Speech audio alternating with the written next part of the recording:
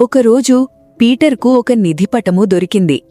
నేను ఈ నిధిని కనుగొనడానికి వెళ్ళాలి, కొన్ని సాహసాలను అనుభవిస్తాను అని అతను ఉత్సాహంగా కేకవేశాడు. పీటర్ ప్రయాణం మొదలుపెట్టాడు. చాలా దూరం నడిచిన తర్వాత చివరికి ఒక అడవికి చేరుకున్నాడు. అక్కడ అతనికి ఒక సింహం ఎదురైంది. నీవు చాలా బలవంతుడివి, ధైర్యవంతుడివి అని పీటర్ సింహంతో అన్నాడు. నాతో కలిసి నిధి కోసం రావాలా? సింహం అంగీకరించి పీటర్తో చేరింది. ఆ అడవి చాలా దట్టంగా, చీకటిగా ఉంది. పీటర్ భయపడ్డాడు, కాని అతని పక్కనే సింహం ఉండడంతో ధైర్యంగా అడవిని దాటాడు. వారిద్దరూ చివరకు ఎత్తైన పర్వతాలకు చేరుకున్నారు. అక్కడ వారికి ఒక వృద్ధ గద్ద కనిపించింది. నీకు అద్భుతమైన చూపుంది, మాకు ప్రమాదాలను ముందే హెచ్చరించగలవు అని పీటర్ అన్నాడు. నాతో కలిసి నిధికోసం రావాలా?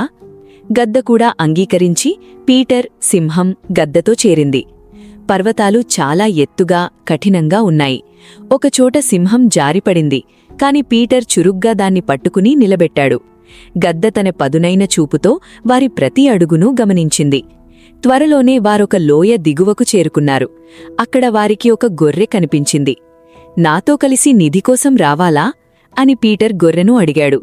చలి వచ్చినప్పుడు మాకు వేడి ఇస్తావో?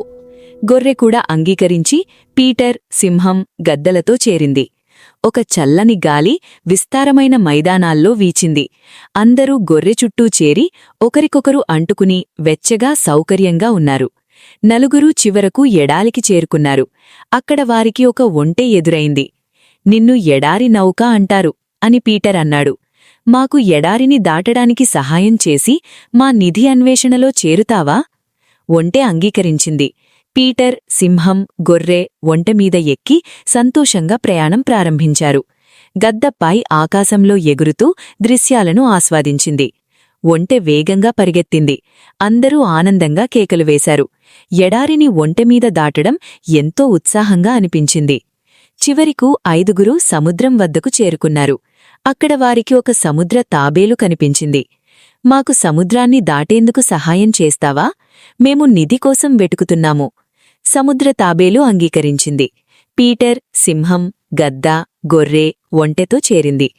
ఒక పెద్ద అల వారిని దాదాపు ముంచేసింది, కాని సముద్ర తాబేలు చాకచక్యంగా వారిని సముద్రం దాటించింది. సముద్రం అవతల వారొక గుడ్లగూబను కలిశారు. గుడ్లగూబ తన ప్రాచీన జ్ఞానంతో ఇలా చెప్పింది: అభినందనలు, మీరు నిధిని కనుగొన్నారు. నిధి ఎక్కడుంది అని అందరూ ఆశ్చర్యంగా అడిగారు. గుడ్లగూబ ఇలా చెప్పింది: మీరు కలిసి అడవిని దాటారు, పర్వతాలు ఎక్కారు, లోయలను ఎదుర్కొన్నారు, ఎడారిని దాటారు, సముద్రాన్ని కూడా జయించారు. మీ ఐక్యత, స్నేహం, సహాయం ఇవే శాశ్వతమైన అత్యుత్తమ నిధి.